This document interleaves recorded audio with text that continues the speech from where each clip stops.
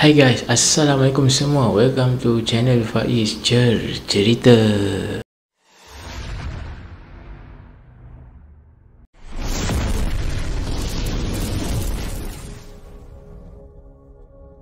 Terima kasih banyak-banyak guys kepada korang semua yang sedia untuk tonton video ni. Dan aku harap macam biasa korang yang tengah tengok ni, please stay sampai habis. Dan buat korang yang tengah tengok ni yang belum lagi subscribe, please guys support hanya dengan subscribe, like, share dan juga klik button notification untuk mendapatkan update-update dari channel Faiz Cerita.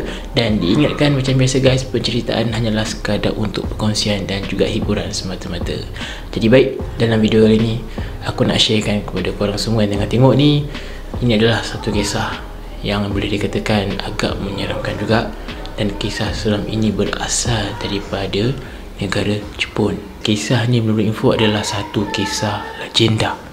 Dan kisah ni adalah memang benar-benar berlaku, bukan rekaan. Kisah yang menyeramkan ni berlaku dekat Istana Himeji. Cerita dia macam ni. Pada zaman feudal Jepun, boleh dikatakan zaman dulu-dululah, Istana Himeji ni memang terkenal dengan kemegahannya. Dan dekat dalam istana ni ada ramai dayang-dayang tau. Salah satu dayang yang bekerja dekat dalam istana ni, nama dia Okiku. Okiku ni dia seorang gadis muda yang baik, rajin.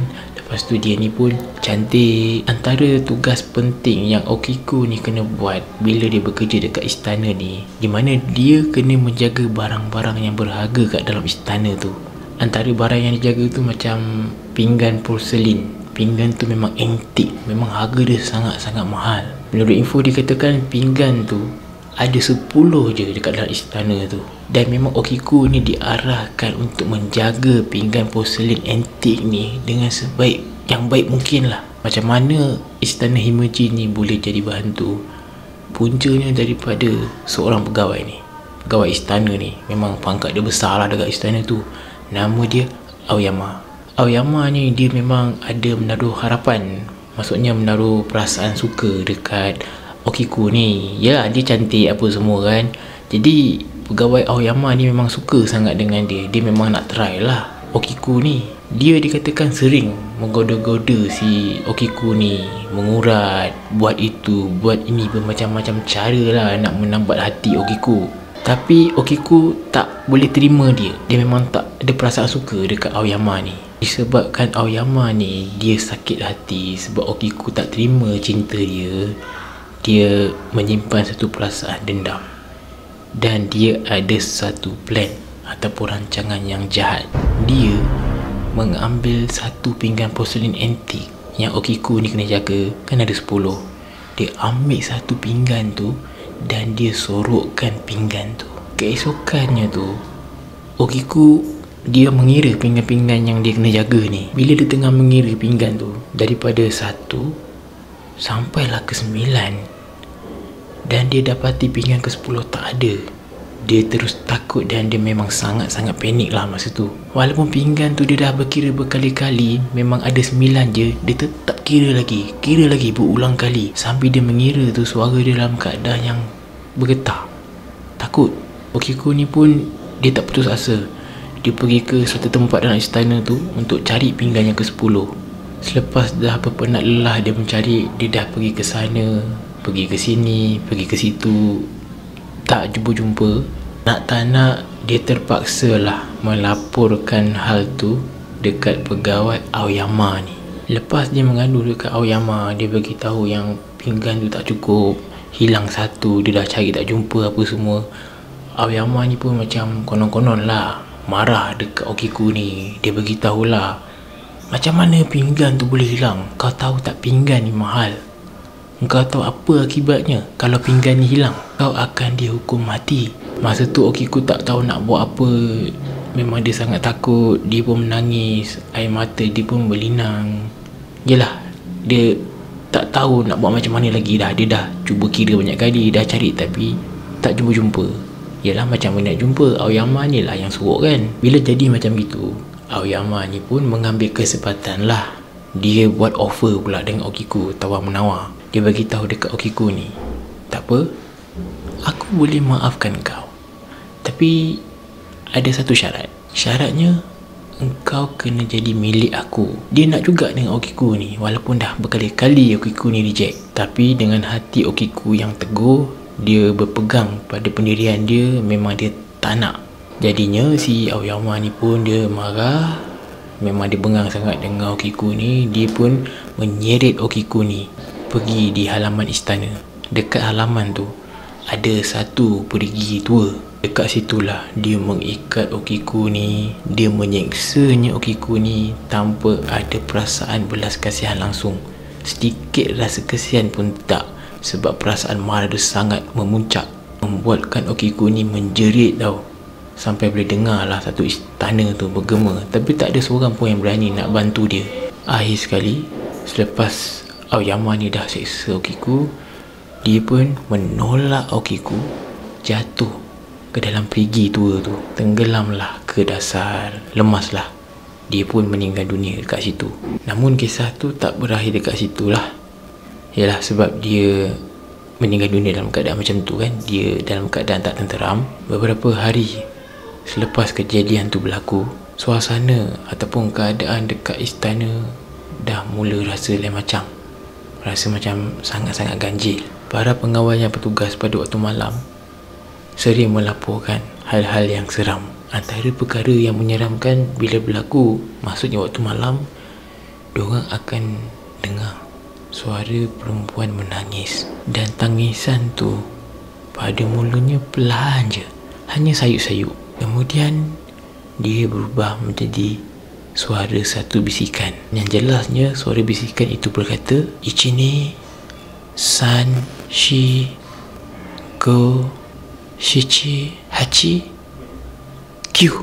Dan diorang yang dengar ni memang mengesahkan itu adalah suara roh Okiku, di mana suara tu memang sangat-sangat boleh rasa yang suara tu penuh dengan penderitaan. Apa yang paling menakutkan lepas tu, setiap kali selepas suara tu habis mengira sampai 9, dia akan diam untuk beberapa saat. Lepas tu suara tu terus menjerit sangat kuat guys, nyaring sangat, sangat kuat. Memang satu istana, tak kisahlah yang mana duduk dekat bilik ke, bilik air ke, tak kisah mana-mana sudut pun yang ada dalam istana tu, semua boleh dengar. Dan bila terdengarnya suara jeritan tu, pengawal yang bertugas memberanikan diri nak pergi dekat kawasan perigi tua tersebut. Bila mereka sampai dekat situ, sekeliling kawasan perigi tu memang terasa sangat sejuk.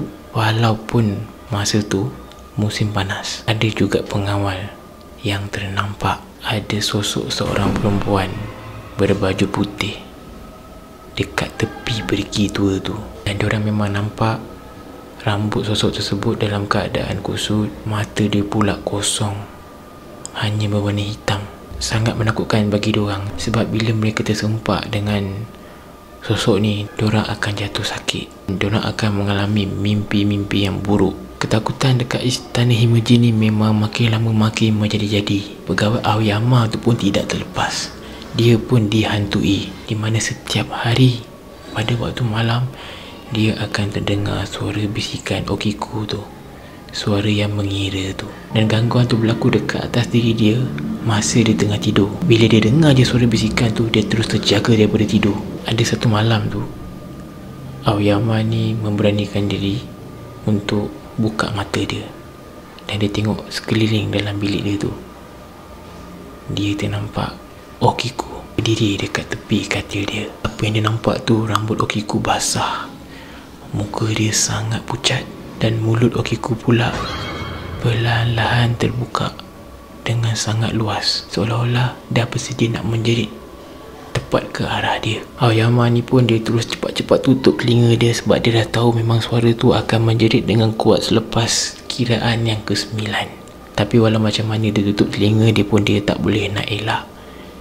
Bila dia dengar je jeritan suara roh Okiku ni, badan dia dah menggigil dan dia tak mampu nak menanggung rasa takut tu. Pada keesokannya tu, orang-orang dekat istana tu, diorang menemui Aoyama ni dalam keadaan yang dah tak siuman, dalam keadaan yang boleh dikatakan gila lah. Mulut dia pula berbuih, dan Aoyama ni pun mengira tak berhenti-henti daripada 1 sampai 9. dan dia tak pernah juga sebut nombor yang ke-10. Dan akhir sekali Aoyama melarikan diri daripada istana tu dan terus hilang. Penduduk tempatan mempercayai bahawa roh Okiku masih menghantui dekat istana tu dan sentiasa berlega-lega dekat perigi tua yang ada dekat situ. Dikatakan sekiranya kalau pengunjung yang datang dekat sana untuk melihat istana Himeji ni dan juga nak tengok perigi tua tersebut, kalau ada pengunjung yang sanggup untuk pergi duduk dekat perigi tua tu sampai malam ataupun pergi pada waktu malam, kemungkinan mereka akan terdengar suara bisikan yang mengira tu, suara tangisan. Dan sekiranya kalau pengunjung tersebut bernasib malang, selepas kiraan yang ke-9 tu, mereka terpaksalah mendengar suara jeritan yang sangat nyaring dan sangat kuat tu. Jadi guys, untuk korang yang tengah tengok ni, kalau korang nak komen, nak nilaikan apa-apa pasal kisah hantu Okiku ni, korang boleh komen dekat ruangan komen di bawah. Sekiranya kalau korang tahu pasal kisah ni, mungkin aku ada tersalah info, atau mungkin korang ada info yang menarik, yang lebih tepat, korang boleh komen je dekat ruangan komen di bawah. Alright guys, terima kasih banyak-banyak kepada korang semua sebab sedia untuk menonton video ni sampai habis. Minta maaf jika ada salah silap dan kelemahan ataupun kesilapan. Sekiranya kalau korang ada kisah-kisah seram, pengalaman seram yang korang pernah lalui, sekiranya kalau korang sudi untuk dikongsikan, korang boleh emailkan jadi Faiz cerita untuk aku menceritakan. Dan guys, tak lupa juga guys, buat korang yang tengah tengok ni yang belum lagi subscribe, bantu guys support hanya dengan subscribe, like, share, dan juga jangan lupa untuk klik notification button. So itu saja, sekian dari Faiz cerita. Stay support Faiz cerita guys. Stay tune untuk next video, InsyaAllah. Assalamualaikum.